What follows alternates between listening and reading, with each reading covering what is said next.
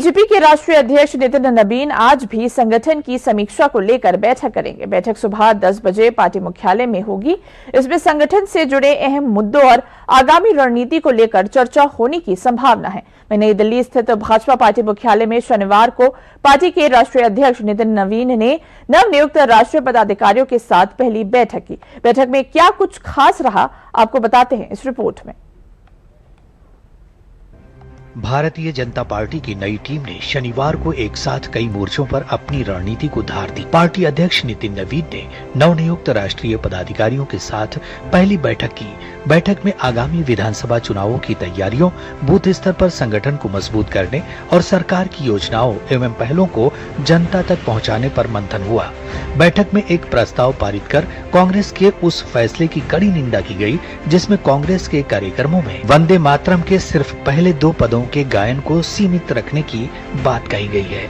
Party अध्यक्ष नितिन नवीन ने social media platform x पर एक पोस्ट में लिखा कि भारतीय जनता पार्टी 19 अगस्त 2026 को कांग्रेस कार्य समिति द्वारा 1937 के अपने प्रस्ताव को पुनः स्वीकार करते हुए कांग्रेस के कार्यक्रमों में वंदे मातरम के केवल प्रथम 2 पदों के गायन को सीमित करने के निर्णय की कड़ी निंदा और स्पष्ट शब्दों में विरोध करती है।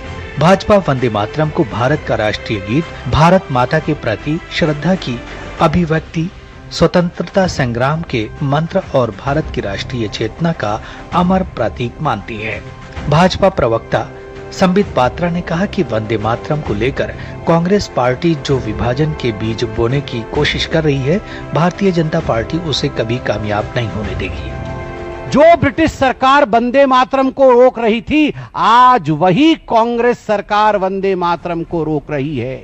हमारे अध्यक्ष नितिन नवीन जी ने पुरजोर तरीके से यह कहा है, विभाजन करने की बीज बोने की कोशिश कर रही है कांग्रेस पार्टी, हम कदाचित इसे नहीं होने देंगे। भारतीय जनता पार्टी ने पूर्ण वंदे मातरम के सम्मान, गरिमा, विरासत और राष्ट्रीय स्वरूप की रक्षा का संकल्प लिया है। पार्टी इसे भारत का राष्ट्रीय गीत, राष्ट्रीय चेतना का अमर प्रतीक और स्वतंत्रता संग्राम की गौरवशाली विरासत मानती है। पार्टी ने कहा कि राष्ट्रीय गीत को सांप्रदायिक दबाव, राजनीतिक तुष्टीकरण या वोट बैंक की राजनीति के अधीन करने के हर प्रयास का विरोध किया जाएगा। साथ ही कांग्रेस को याद दिलाया कि उसका कोई भी प्रस्ताव संवैधानिक संस्थाओं और संसद द्वारा बनाए गए कानून से ऊपर नहीं हो सकता।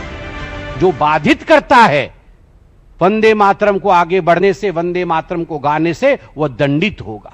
खबरदार, वंदे मातरम के साथ कोई खिलवाड़ नहीं होगी। जैसे गांधी जी ने कहा, यह देश का गान है, यह मंत्र राष्ट्र का है। प्रस्ताव में आगे कहा गया कि भाजपा वंदे मातरम से जुड़े ऐतिहासिक और राजनीतिक संदर्भ को जनता के सामने रखेगी, जिसमें इसके गायन को सीमित किए जाने की परिस्थितियां और तत्कालीन आपत्तियां शामिल हैं। पार्टी महात्मा गांधी के उस कथन को भी जन जन तक पहुंचाएगी, जिसमें उन्होंने वंदे मातरम को साम्राज्यवाद विरोधी नारा और शुद्धतम राष्ट्रीय भावना से जुड़ा बताया था। भाजपा कार्यकर्ता देशव्यापी अभियान चलाकर वंदे मातरम का इतिहास, अर्थ, राष्ट्रीय महत्व और गौरवशाली विरासत लोगों तक पहुंचाएंगे। खास तौर पर युवाओं के बीच जागरूकता अभियान चलाया जाएगा ताकि पूर्ण वंदे मातरम और स्वतंत्रता संग्राम, बलिदान तथा राष्ट्र जागरण से जुड़ी इसकी स्मृतियां आने वाली पीढ़ियों तक पहुंच सके।